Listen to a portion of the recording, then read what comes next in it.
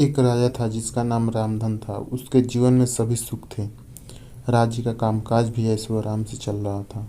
राजा के नैतिक गुणों के कारण प्रजा भी बहुत प्रसन्न थी। और जिस राज्य में प्रजा खुश रहती है वहाँ की आर्थिक व्यवस्था भी बहुत दुरुस्त होती है। इस प्रकार हर क्षेत्र में राज्य का पर्व अच्छा था। इतने सुखों के बाद भी राजा दुखी था क्योंकि उसका कोई संतान नहीं था।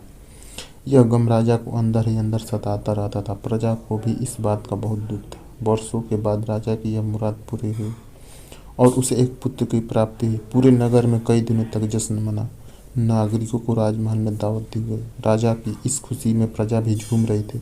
समय बीतता जा रहा था। राजकुमार का नाम नंदन सिंह रखा गया। पूजा पाठ एवं इंतजार के बाद राजा को संतान प्राप्ति हुई थी, इसलिए उसे बड़े लाड़ प्यार से रखा जाता था। लेकिन अति किसी बात की अच्छी नहीं होती।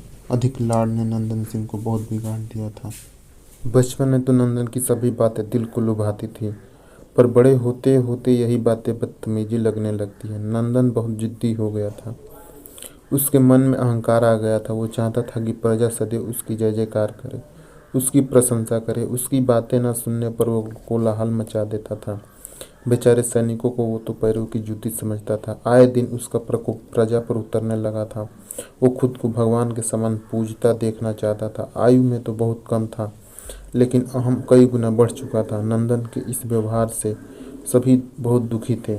प्रजा आए दिन दरबार में नंदन की शिकायत लेकर आती थी, जिसके कारण राजा का सिर लज्जा से झुक जाता था।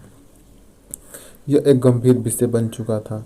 एक दिन राजा ने सभी खास दरबारियों एवं मंत्रियों की सभा बुलाई और उसने अपने दिल की बात कही कि वे राजकुमार के इस व्यवहार से अत्यंत दुखी हैं। राजकुमार इस राज्य का भविष्य है। अगर उनका व्यवहार यही रहा तो राज्य की खुशहाली चंद दिनों में ही जाती रहेगी।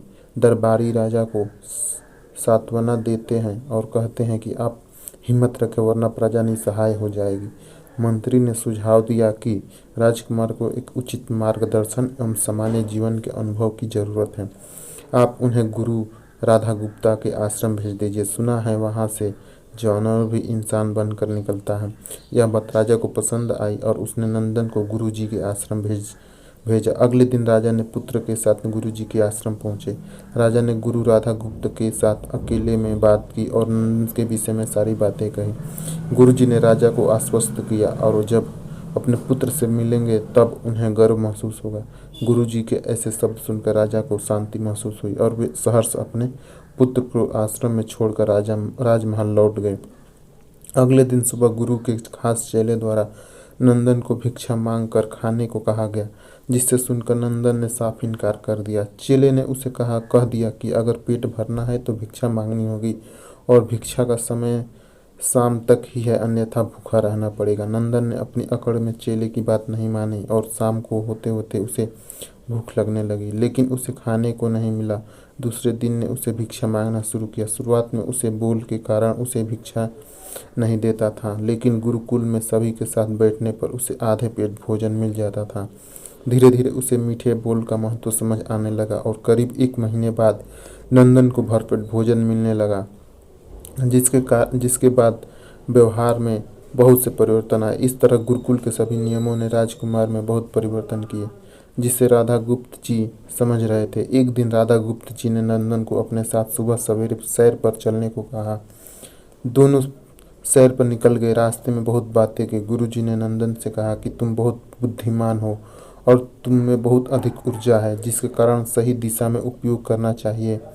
दोनों चलते चलते एक सुंदर बाग में पहुंच गए, जहां बहुत सुंदर सुंदर फूल थे, जिनसे बाग महक रहा था। गुरु जी ने नंदन को बाग से पूजा के लिए गुलाब के फूल तोड़ने कहा। नंदन झट से सुंदर सुंदर गुलाब तोड़ लाया और अपने गुरु के सामने रख दिए। अब गुरु जी ने उसे नीम के पत्ते तोड़कर लाने को कहा। नंदन वो भी ले आया। अब गुरु जी ने उसे एक गुलाब सूंघने दिया और कहा, बताओ कैसा लगता है। नंदन ने गुलाब सूंघा और गुलाब की बहुत तारीफ की।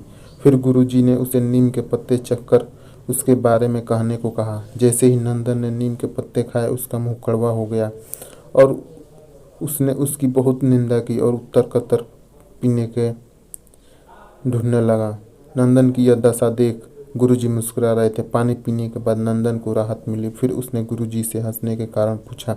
तब गुरुजी ने उससे कहा कि जब तुमने गुलाब का फूल सूंघा तो तुम्हें उसकी खुशबू बहुत अच्छी लगी और तुमने उसकी तारीफ की, लेकिन जब तुमने नीम की पत्तियां खाई तुम्हें कड़वी लगी और तुमने उसे थूक दिया और उसकी निंदा भी की। गुरुजी ने नंदन को समझाया कि जिस प्रकार तुम्हें जो अच्छा लगता है तुम उसकी तारीफ करते हो, उसी प्रकार प्रजा भी तुम में गुण होते हैं उसकी प्रशंसा करती है।